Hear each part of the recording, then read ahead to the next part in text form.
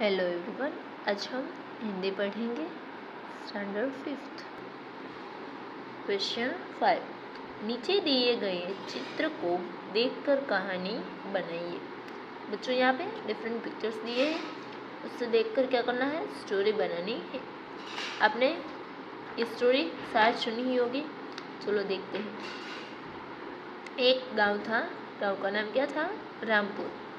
उसमें कि ये देखो बूढ़ा किसान ही वो रहता था, उनका नाम रहीम चाचा था और वो क्या करते थे, खेती करते थे। उनके 2 बेटे थे, देखो ये दोनों उसके बेटे, वे दोनों आपस में झगड़ते रहते थे। ये आप फर्स्ट पिक्चर में देखो, ये दोनों भाई है वो क्या कर रहे हैं, झगड़ रहे हैं ना। रहीम चाचा है यह देखकर बहुत चिंतित थे।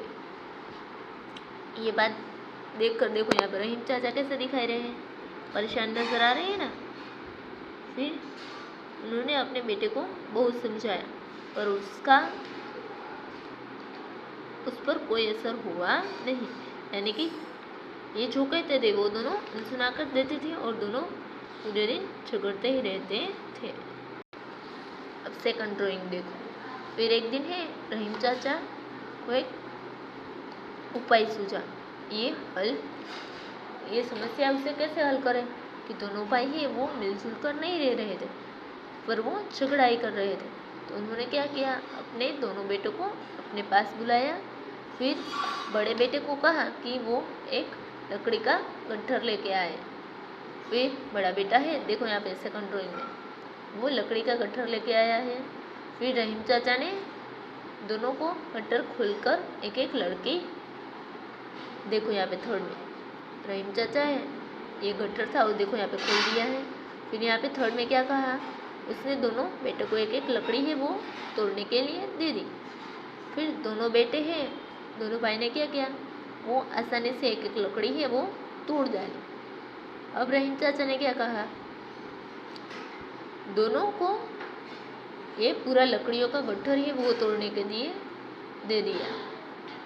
फिर दोनों भाई है उसने अपनी पूरी ताकत लगाकर उसे तोड़ने की कोशिश की पर वो दोनों तोड़ नहीं सके। फिर रहीम चाचा है उसने उन्हें सीख देते हुए समझाते हुए कहा कि अगर तुम दोनों भाई मिलजुल कर रहोगे तो तुम मजबूत हो जाओगे, कोई तुम्हें हरा कर आगे नहीं बढ़ेगा, कोई तुम्हें हरा नहीं सकेगा, और लड़ते रहोगे तो तुम कमज़ोर बन जाओगे। फिर उसी दिन से ये दोनों भाई ही रहीम चाचा की बात सुनकर, यानी कि अपने पिताजी की बात सुनकर मिलजुल कर रहने लगे। और ये देखकर रहीम चाचा है वो उसकी खुशी का कोई ठिकाना नहीं रहा। बच्चों, यानी कि हमें मिलजुल कर रहना चाहिए, यानी कि एकता में ही बल है। अगर आप अकेले रहोगे तो कोई आपको आसानी से हरा सकता है, पर आप साथ में रहोगे पूरा परिवार के साथ तो आपको कोई हरा सकता नहीं है और आप हर एक मुश्किल का सामना आसानी से कर सकते हो।